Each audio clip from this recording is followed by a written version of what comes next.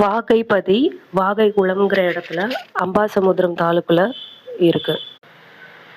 கிட்டத்தட்ட 10 கோடிக்கு இந்த இடத்துல ஒரு தெப்ப குளத்துடைய ப்ராஜெக்ட் நடந்து முடிஞ்சிடுச்சு.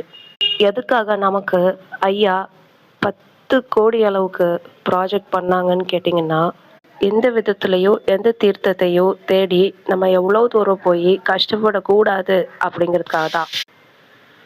நம்மளோட பிணிகளை முழுசா நீக்கிறதுக்காக கிட்டத்தட்ட 21 தீர்த்தங்கள் ஒரே இடத்துல அந்த 10 crore ப்ராஜெக்ட்ல இருக்கு. வந்து பாருங்க.